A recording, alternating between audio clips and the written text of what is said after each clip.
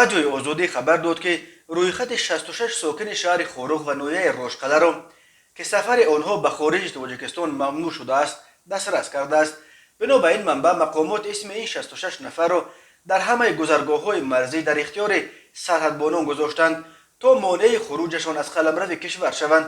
ин рӯйхат ашхосе ки ба системаи мамнӯъшудагон ворид шуданд ном доштааст ва дар он ному насаб, ноҳия, деҳа ва рӯзи таваллуди афроде ки иҷозаи берун шудан надоранд сабт шудааст. мақомот онро шарҳ надоданд, вале фаъолони ҷомеаи шаҳрвандӣ дар Бадахшон ба озодӣ гуфтанд ки ин рӯйхат аксаран номи онҳоеро дар бар мегирад ки дар эътирозҳои рӯзҳои 25-28 ноябр дар Хорух ширкат доштанд.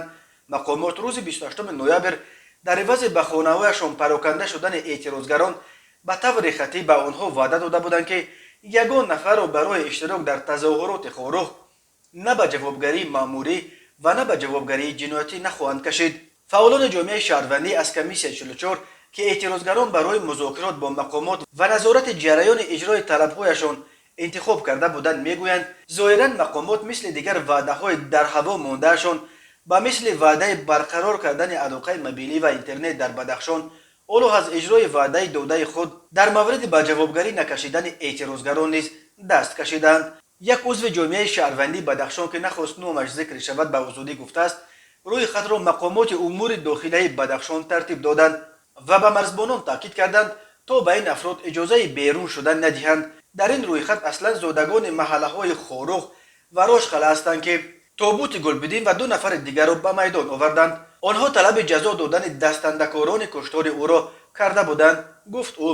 ёдовар мешавем, рӯзи 25 ноябр Гулбидин Зиёбеков, сокини 29-солаи деҳаи Тавдеми ноҳияи Рошқала, чанд соат баъди боздошташ аз ҷониби мақомоти қудратӣ ҷон бохт.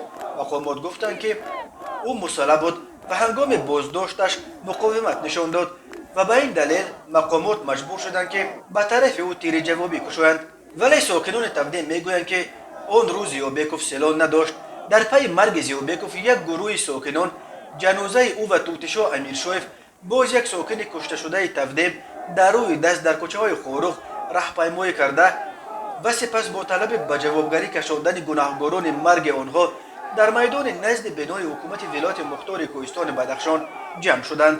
эътирозҳо дар Хорух 4 рӯз давом кард ва дар ин муддат дар умум 3 сокини Бадахшон кушта ва 15 тани дигар захмӣ шуданд. эътирозҳо шоми 28 ноябр дар пайи як қисми талабҳои тазоҳургаронро пазируфтани мақомот ба анҷом расид. мақомот аз ҷумла розӣ шуданд ки таҳқиқи марги Зиёбековро ҳамроҳ бо намояндагони тазоҳургарон анҷом дода, дастрасӣ ба алоқаи мобилӣ ва интернетро дар вилоят барқарор кунанд ва иштирокчиёни эътирозҳоро ба ҷавобгарӣ накашанд. вале бо гузашти қариб як моҳ ба гуфтаи намояндагони комиссияи 44 ҳатто ваъдаи барқарор кардани дастрасӣ ба алоқаи мобилӣ ва интернет дар Бадахшон иҷро нашуд, чӣ расад ба ваъдаҳои дигаре дар ивази пароканда шуданашон ба мардум додаи мақомот.